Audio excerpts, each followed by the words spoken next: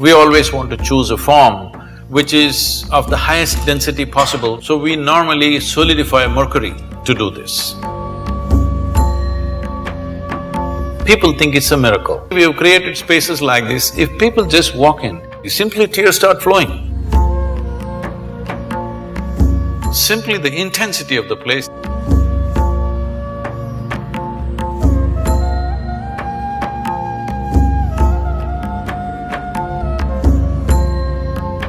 Namaskar, Sadhguru. I would like to know about science of consecration, and if I'm worthy of knowing it, how do I go about it? Oh. Well, we must congratulate Yalda, because in the next 3 weeks she will be a mother. Thank you.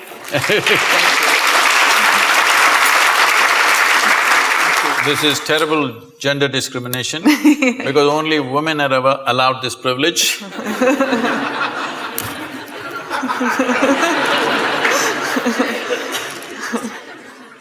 So, she was talking to me about how she's conscious when there is a situation in any place, given place, without any logic to it, conscious of certain energies and how different people and different forms and different spaces impact you. So the science of consecration is just this. The best material to consecrate is a human being.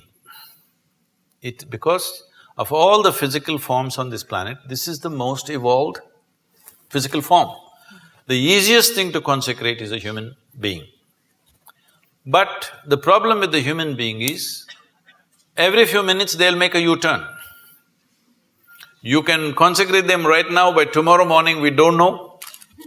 So first of all, to get them committed to stay with whatever is given to them is a big issue, especially in today's world. Because of that, we consecrate other forms. We always want to choose a form or a substance, first of all, which is of the highest density possible, because physical form, its strength and its integrity depends upon its density. So we normally solidify mercury to do this. This is called as rasavaidya, which means it is the technology of solidifying mercury. People think it's a miracle. No, it's not a miracle. We use mercury as a process of consecration. The idea is it will change the very energy in which you are. Well, today our modern science is still busy studying physical things. Everything physical about you has been gathered from outside, isn't it so? Hello? What you call as my body is just a piece of this planet. You slowly gather it by the food that you eat.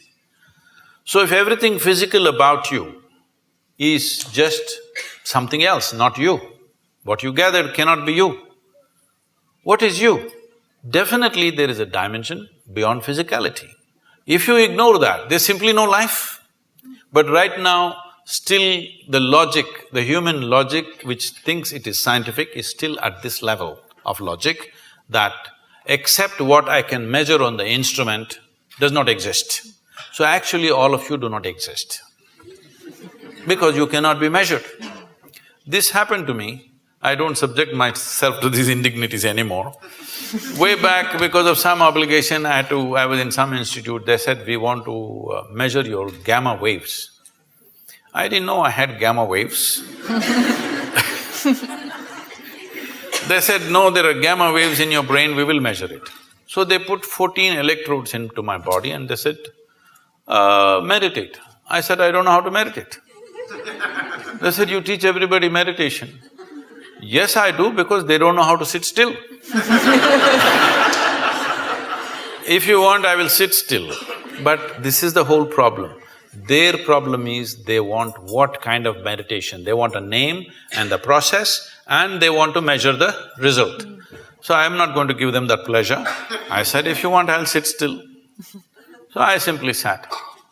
After about 20 minutes, with some metallic object, they're hitting that funny place in your elbow, where it hurts most. Then I thought it's part of their experiment and I sat there. Then they're hitting my ankle, my knee. It became quite consistent and painful.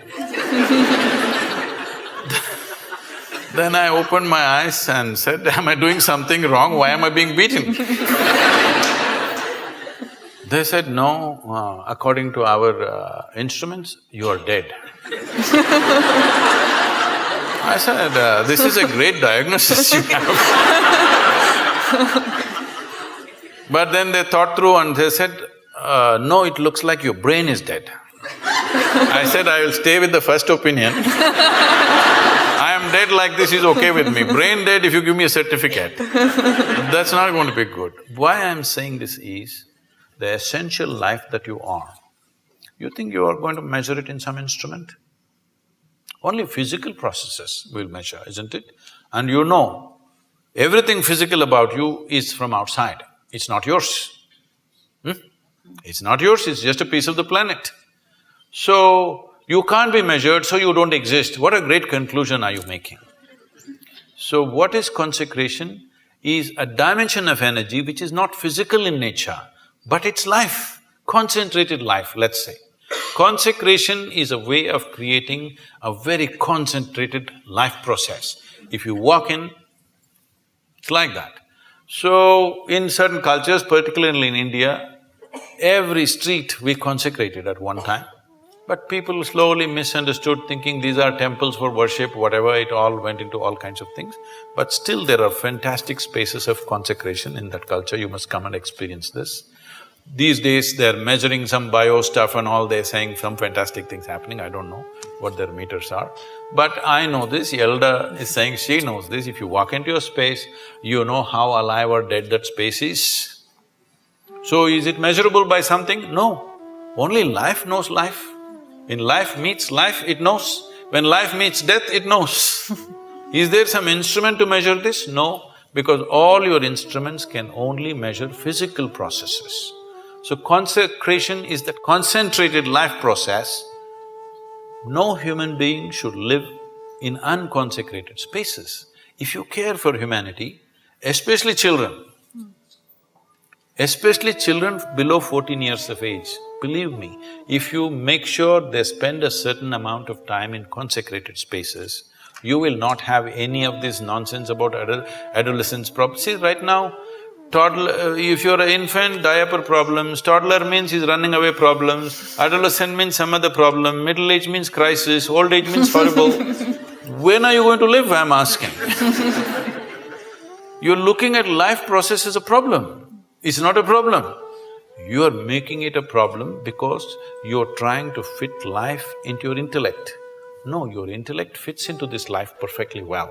If you try to fit this life into this intellect, it's not going to work. So consecration is a dimension and a science and a technology with which you concentrate life in such a way, if you walk in, your whole energy system bursts forth. You will see we've created spaces like this, if people just walk in, sheer intensity, simply tears start flowing. They don't know why. Simply the intensity of the place, simply tears start coming. You must every day, your cheeks should be washed with tears of love, joy and ecstasy. If this doesn't happen, you're not living yet.